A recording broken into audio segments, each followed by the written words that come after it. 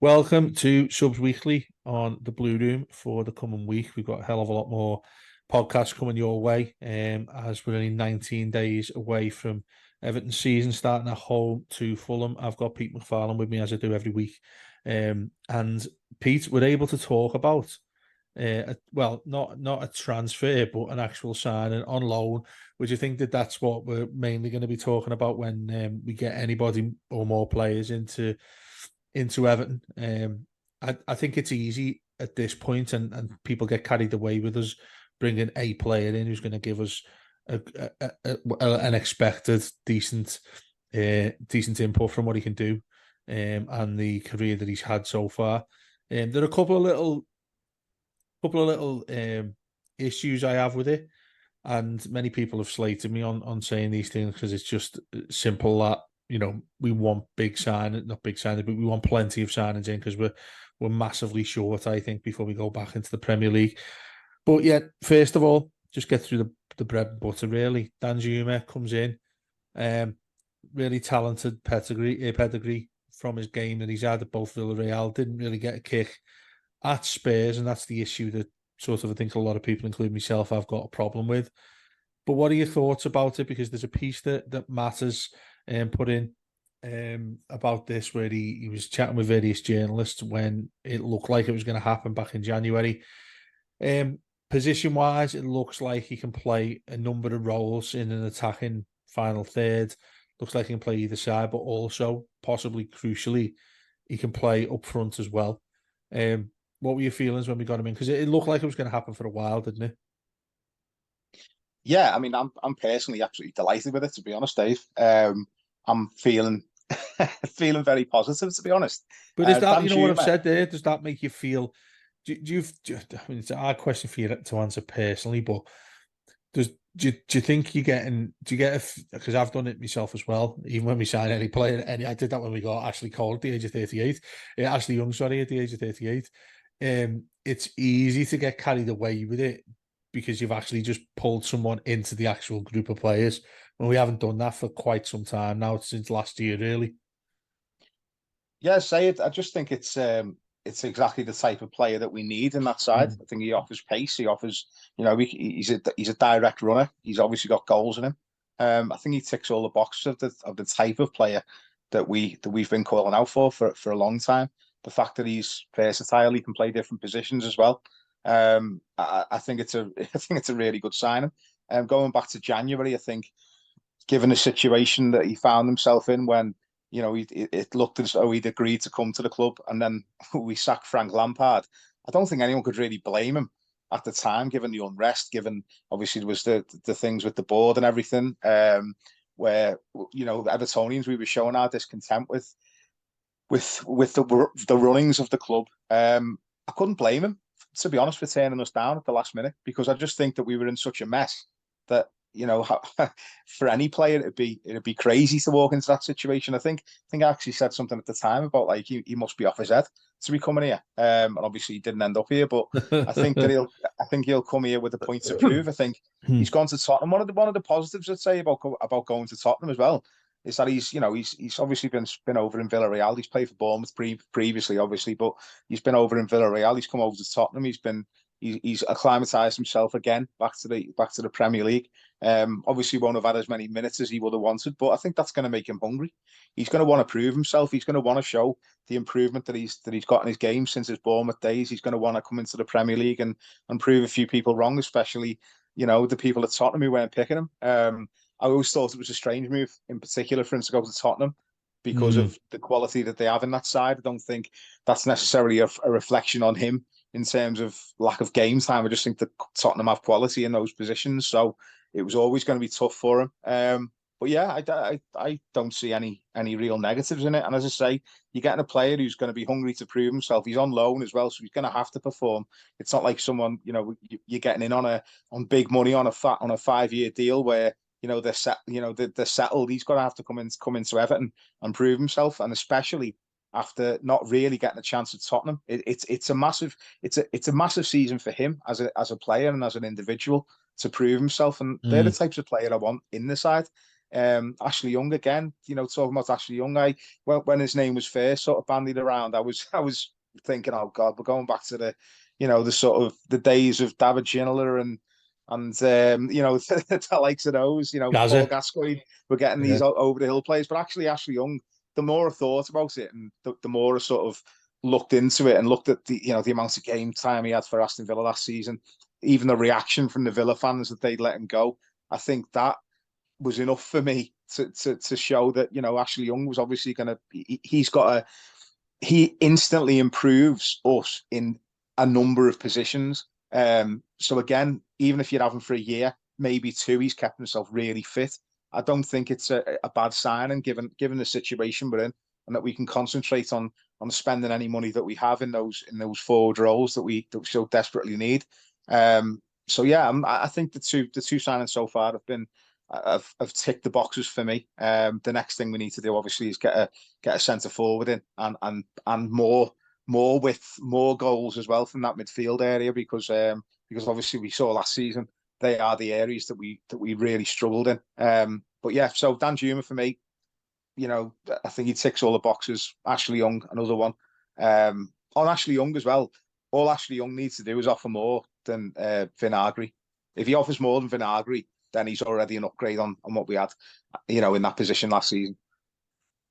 Yeah, I think you've made some interesting points there, and the one that stuck in my head mostly from what you've said is the relation to Spurs. Now, when he didn't sign, when it looked like he was pretty much done, and he was going to be in an Everton chair pretty quickly after that.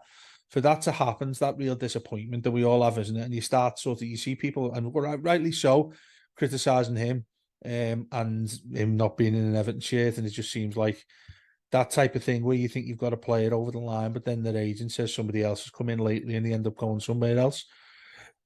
Excuse me. I think as well, with that in mind, I mean, could you really blame him? I know it's in the hindsight that we've got now that it's easy to say, oh well, he made a dreadful decision there because he didn't get a game when he went to Spurs. But at the time, like you mentioned there, is really important to mention with the issue we had with Lampard at the time. It's quite ironic then that sort of thing happened at Spurs, didn't it, with Conte leaving them, and their issue that they just had a caretaker manager to the end of the season where he doesn't know if he's coming or going. He's not getting a game at most because and again, another irony is that Richarlison's there.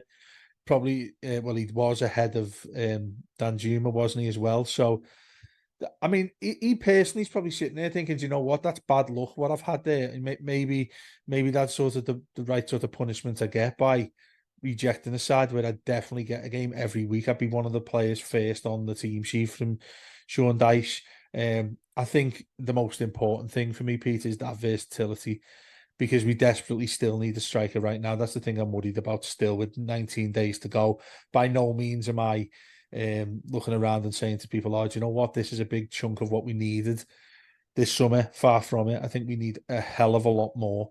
Not at least just one striker. I'd be more comfortable we went in for two. But you're right. If we get one striker in on top of Danjuma who can fill in that role, I think you're getting a better version of what I think Sean Dyche was looking at with Damari Gray. Now that remains to be seen whether he stays or not, or whether he's been linked with clubs in Saudi and places like that. Remains to be seen what happens with him. He felt a bit part under Dyche when he came in. So I can see why you're being positive about this, because you've got a player that can instantly come in. He's looking to prove himself. I think that's what you tend to get best these days, where you're getting a loan in. Look, you start being concerned about that towards the end of the season. He's had a blinder, and you're like, yeah, there's no way he's going to stay here. He's going to end up going to another club. That is what you pay for when you're getting a loan in. But I think that's where we're at, really, isn't it? You mentioned Ashley Young as well. We're at a stage where loans are the priority above anything else, really. And I feel as if and again, I keep mentioning this, 19 days is probably going to be the name of this podcast, as all of our podcasts have been that. That's been the title of them in the last month or so, because it's getting shorter and shorter. And when I've said to you, and I think it's a harsh question when people have got carried away, with Danjuma because he looks like an effective player that's certainly going to go into our first 11. But it, it's a type of thing that I think you can overly talk about a player that comes in who's going to affect our first 11. But I'd hate to think, and I really think it would be the case, that people at the club who are constantly rightly criticised for the way the club's ran. We've spoken about the board, we've spoken about Felwell, we've spoken about the academy. This sort of signings, the kind of thing where they'll be thinking, "Oh, do you know what? That's taking the pressure on us. That's taking the focus on us away a little bit because we've actually gone and signed a player." I have no doubt that that's what many people, including the modern ones we've got now, compared to the ones we had behind them, have thought. I think that's the culture at Everton regarding recruitment, because it's like we said, it's been non-existent. So that sort of scrutiny should still be on them. It should still Mm. be right in the middle of their faces here. When I found it interesting when this situation was happening on David Moyes, where they barely had a penny to spend, and it was loans and it was free transfers and things like that. I remember going to Finch Farm to interview the players that came in, and it's almost like you can see the relief on the club's admin and the club's media team, because they're like, "Oh, we're just not going to get a load of shit from people saying that we haven't signed a single player." I get that expression from them. That's what I feel. And more so now because we've got less money than we did under Moyes, really, don't we? And the evidence we've seen so far has felt that way. But um, I've banged on a bit about that there, really, but I think I agree with what you said. It's somebody who we desperately need. It's somebody of quality as well. Somebody who's coming in that has got if albeit a brief history in the Premier League. Barely got a game at Spurs, but Villarreal seem to really like him. And if you want to go and listen to that piece that Matt's done, it's only a little piece that's both on Patreon, and there's a clip of it as well in our free podcast. It's well worth a listen about somebody who's been quite close to him. He's interviewed him, and yeah, it's an important short listen here. It's from back when it looked like he was going to sign ahead of Mm. Spurs. Um, so yeah, I think people need to take our fan. By no means am I telling people what to do, but I think it feels much more comfortable, much more proactive if you take that out of your mind or relate it in association with that we've got him with the fact that he just jibbed us and went to Spurs. It's hard to say needs must, but that's very much the case we're in, isn't it, Pete? Yeah, absolutely, and you're right as well. I don't think I'm not one who's going to get carried away with the signings we've made so far. I think those two signings are two of a number of signings that we need to bring in. Mm. And you're right in terms of the pressure on the recruitment side. The pressure shouldn't be easing off. It should be getting ramped up, because we can all see what we need. We can all now, they've ticked two boxes in terms of two players that we desperately need. But in my opinion, we still need three or four more.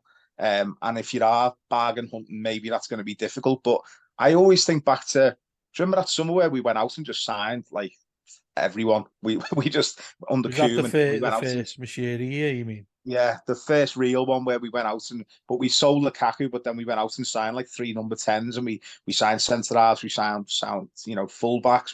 We signed all these players. We got Sandro in as like the forward, if you like, but he was more like a wide forward, wasn't And he? we were all But we were drooling all over him waiting. as well, weren't we? Yeah. But every single time we seem to have these transfer windows where we get a couple of signings in, we always seem to be lacking in that, in completing the puzzle. Do you know what I mean? It's like a jigsaw with a missing piece, and you get to the end of it and you're frustrated. You might be made up as you're building a jigsaw, but at the end, when the box is empty and you're missing a piece, it's even more infuriating, because you can see how close you were to getting it right. So I think Mm. it's massively important that we need to keep this up. We need to bring in at least two or three more players, because again, a jigsaw with the missing piece is useless. So we need to, as happy as I am that we've improved in areas so far, we still need to replace players who've left last season. Even looking at the impact that Yerry Mina had on our team last season, it's no coincidence that he came back into the side, and all of a sudden we were so much better, defensively, so much more solid. He's going to be a loss for us, even though throughout the course of his time at Everton, he had so many injury problems. You'd always knew that he had the potential to put in a top class performance. So he's going to be a loss. So I'm thinking about forward areas and midfield areas, but even at the back, you're really putting pressure on the likes of Jared Branthwaite to step up. You're looking at Ben Godfrey to finally fulfil some potential. Again, we've got so many areas that need strengthening to make sure that we're not in the position that we were last season. And not to mention the fact as well, we've got the likes of Alex Iwobi, who, the reports are that he's only got a year on his contract anyway, as it is, but the reports are that he's after mega money. And whether the club can or cannot afford to do that or are willing to do that, I don't know. But if Alex Iwobi isn't going to sign a new contract, then he's another player we need to be moving on and replacing very, very quickly. So there's a lot of decisions that need to be made. You're right, Damari Gray as well, another player. If we're able to bring some other players in those forward areas, then Damari Gray could be the sacrificial lamb, if you like, to raise some extra funds. There's a long way to go, in my opinion, and I hate this thing about judges at the end of the transfer window, because the thing for me has always been this, in terms of transfer windows, it annoys the hell out of me when we start the season having not got the essential players in. I don't mind making a few little squad signings at the end of a transfer window, but your main targets need to hit the ground running as soon as the Premier League starts. So, yeah, it's massively important that they get it right, and the pressure certainly shouldn't be off. The pressure should be intensified at this point. You've got to give credit where it's due in terms of the signings that they brought in, but it's nowhere near enough at the moment.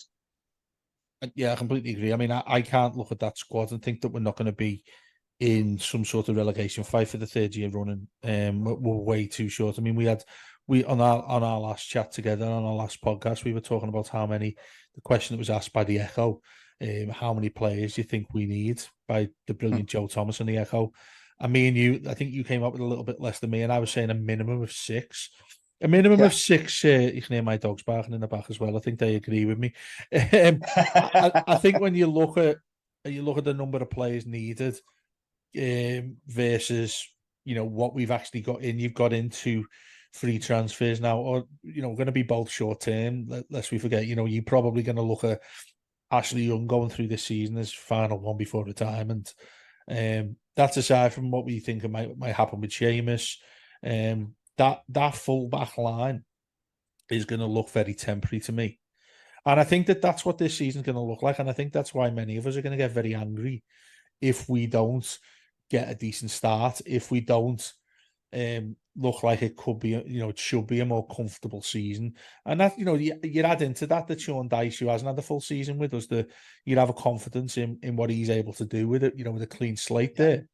Absolutely. But, you mentioned there the players we've got there. That's where there's so much of a mess. And that's why I'm still, and won't surprise people, that I'm still not feeling confident here, given that it is less than 3 weeks before that game against Fulham. I think we'll all look at when we go to Fulham, and there's another month of the transfer window. You need to keep that in mind as well. But I think ultimately that day when we go to Fulham on the 12th of August, we're going to be looking at that team thinking, yeah, we certainly need some more players in.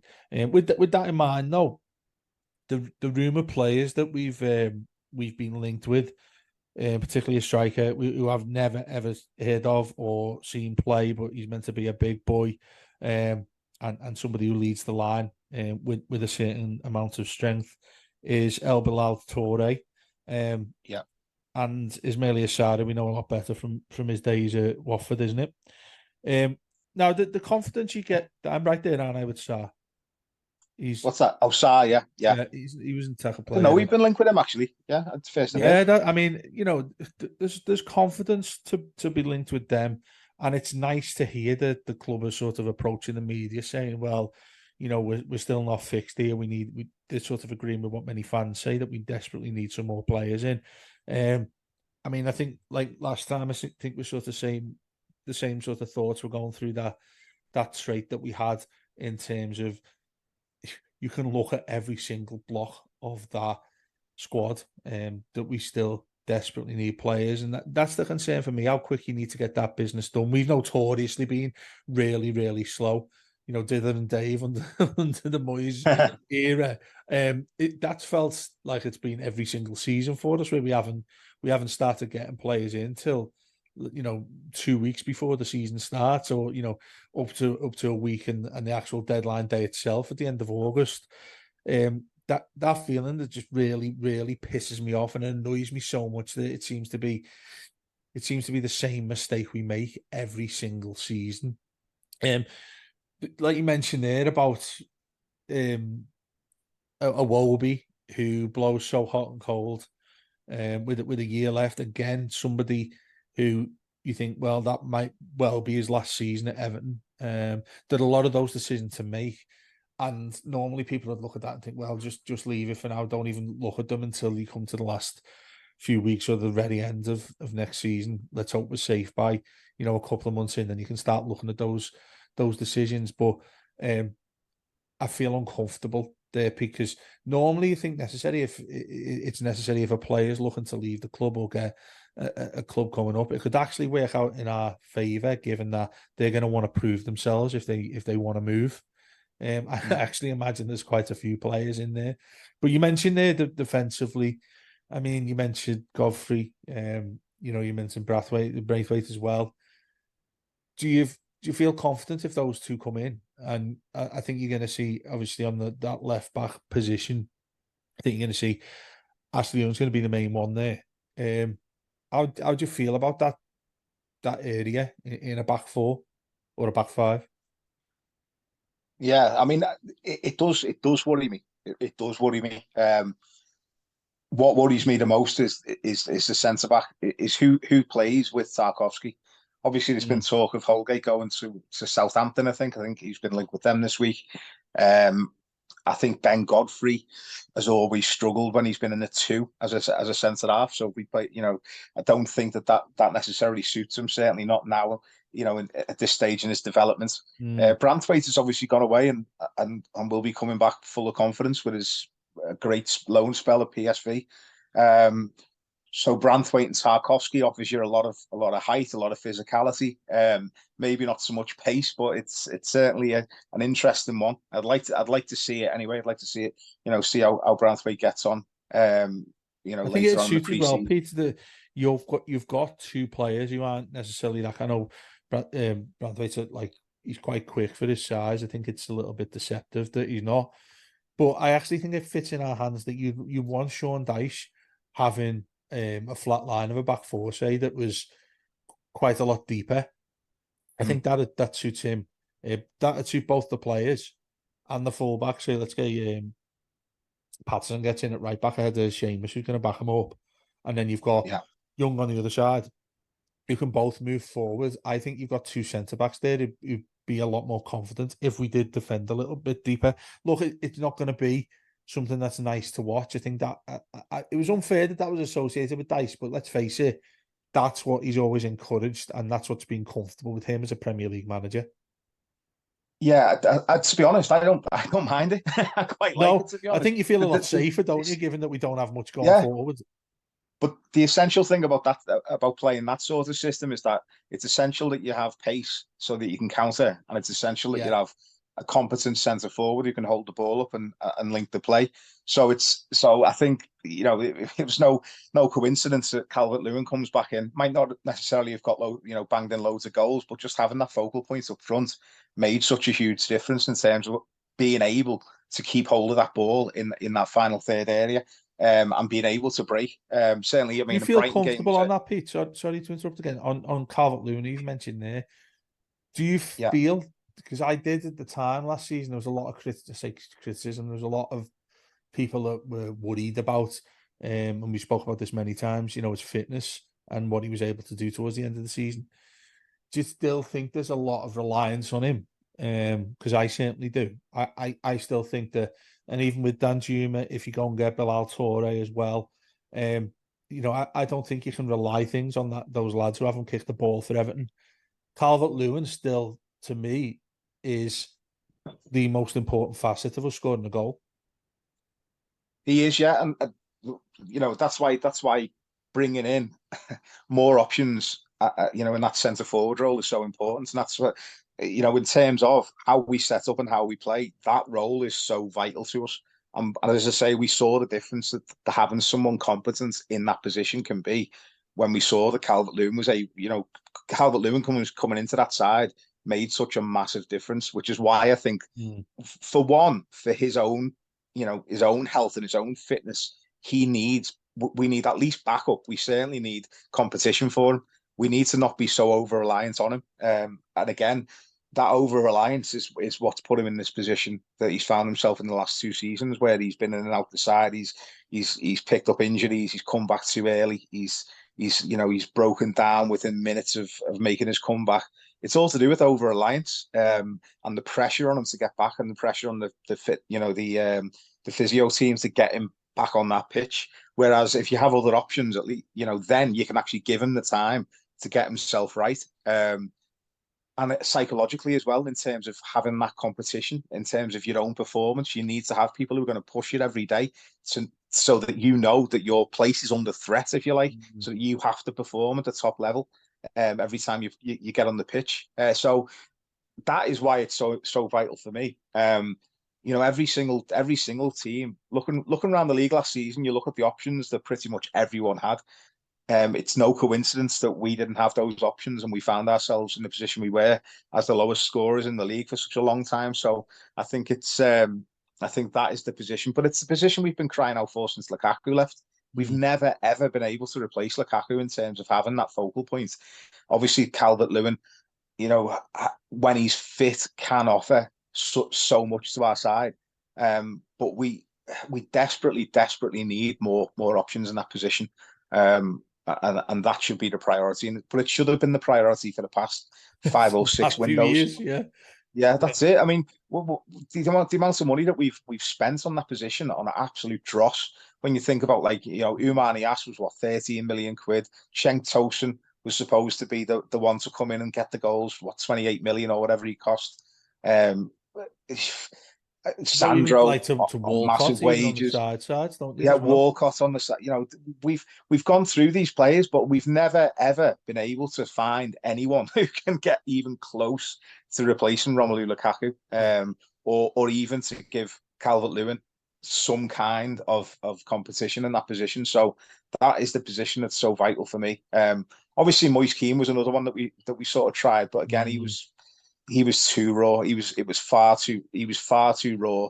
You could see from the first time he stepped on the pitch, he looked like a kid on the schoolyard who just didn't know where to be, didn't know what position to play, and didn't know how to link up properly with his teammates. He looked like the game passed him by.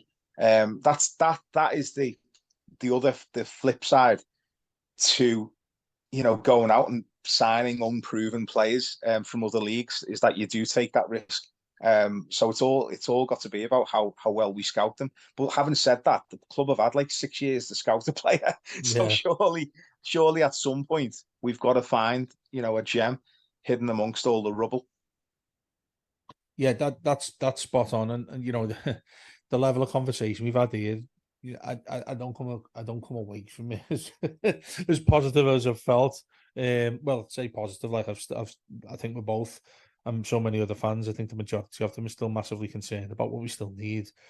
There was a little piece of this, and we'll do a longer podcast on this in the coming days and weeks, because it's something that's quite close to our hearts, both of us personally. Here, Pete, was what's going on with Dele Alli, and I think it's far too early and possibly a little bit irresponsible for us to relate him to having a big effect on this team, because there's a lot to go with that, and I feel as if that is something that's going to be a conversation later in the weeks.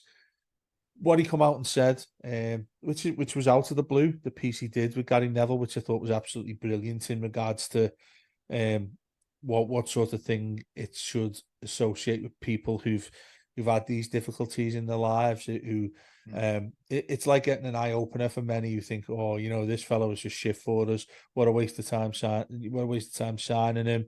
Look at this stupid money that we have to pay if he hits a certain level and amount of games. Um, I don't want it to sound like patronising to people who felt that way, because let's face it, it's football. We have our own criticisms of football, and that's rightly so. We have our opinions on football. I think it's to go too far when people have said, "Oh, we can't be like that. We can't keep questioning people like that because we don't know." But that's the thing. We don't know what's going on behind the scenes until they come out and do something like that, and that makes you feel guilty. I'm not too sure, and people might be surprised about me saying this, because I keep mental health at front and center in my life, and what I talk to. And we've done it a lot in the past, speaking about it. But that in itself, and the fact he was away with the team, getting um, some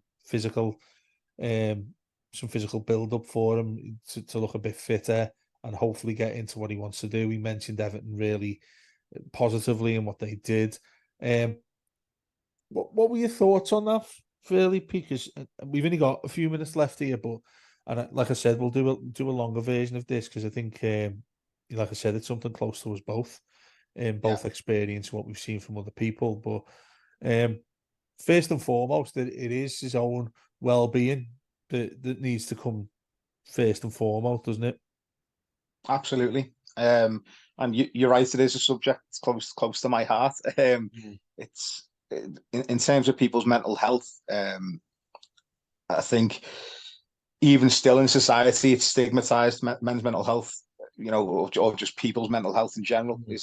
is stigmatized in terms of people feeling unable to speak out about it. People feeling that they have, no way of talking about it. I think it's massively important when people like Dele come out and speak so openly about it. I think if his only contribution to Everton Football Club is that Crystal Palace night and that interview that he did, where he came out and spoke so honestly and so openly and so rawly about what he'd been through, that will be a huge contribution, Yeah, not just to Everton Football Club, but to English football in general, to English society, to where, in general. It can't be understated just how important that interview was.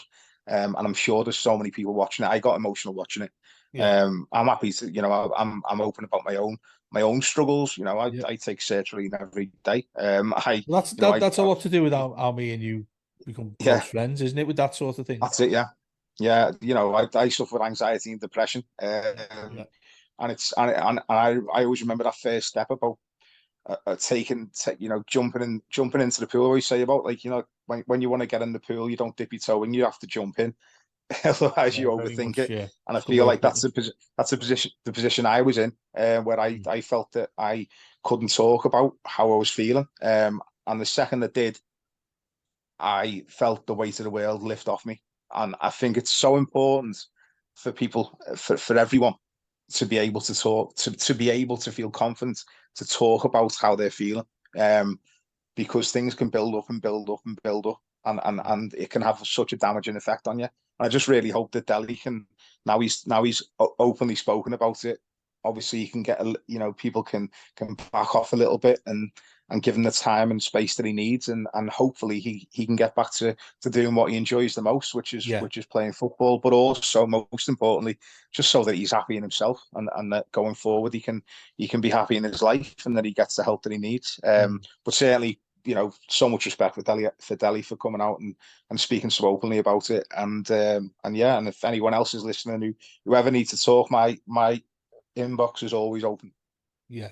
That's a really good way of putting it, mate. And likewise, I've said this for many years. In the platform we've got on the Blue Room as well. In the platform I had when I started my career at Radio City. What we did with a good friend of mine, Mick Coyle, when we had the 24-hour mental health marathon, all of that sort of thing. That it's, and like you say, your DM's open, and emails there. Any way you want to get in contact, that's something that we would, we would be really happy to, and it wouldn't be an issue for any of us to talk about in a certain way. But like you said there about Dele Alli, there, he said himself on the interview, if this helped one person, then it's done its job. And I think that's the key message with it. In regards to how this is linked with Everton itself and how he plays, I'd I'd I'd refer back to him and what he said there about helping one person. If he got one more game at Everton because he got into the right position mentally and physically, then that's a boost in us all. I think that's a big win in Everton. And like you said there, you sort of do feel a little bit more, regardless of where he ends up, you just want him to be okay. And look, if we're sitting here in a year's time, and whether he's done it at Everton, whether he's gone to a different club and he's played, I don't know, 20 odd games, that that might have taken him a long time to get into physically the right place, which is a big issue for him as a footballer. As he explained, he still wants to be a top level footballer. This is a lad who played for England 3-4 years ago. He wants to be at the peak of his game, and it's so lovely to hear him say that. Um, and obviously he still regards what's happened to him in the past, which was harrowing. Some of the things he spoke about, what happened to him as a child, all the way up to now. Like I said, I have tremendous respect for him, and it was such an incredibly brave thing to come out and say what he did. And it might sound a little bit sad that way, but I've watched that piece on 4 different occasions because there are so many facets of it that stick in my mind, Pete. And like I said, it's a decent message for us, I think, to finish with.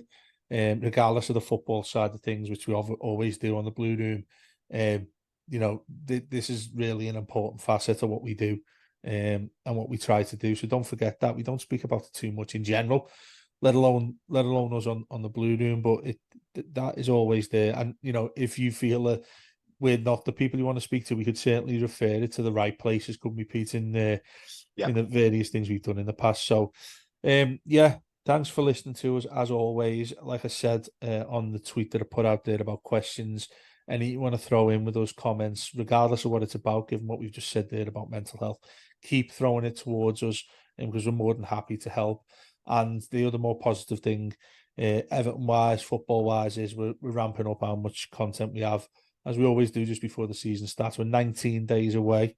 So there's going to be a podcast most days of the week, both on our Patreon and our free podcasts. Do get in touch with us if you need any assistance and want to know why and how that you get involved with us. If you want to get involved in what we do as well, the content, do give us a shout, because I know Pete's doing a lot more. The women's Premier League's getting started soon as well. We're going to do a hell of a lot more content with that. And thanks for listening to us. I know we've been away for a week or so, getting our holidays done and trying to get our heads in the right place as Everton come back. But we're here all the time. And thanks so much for speaking to you soon.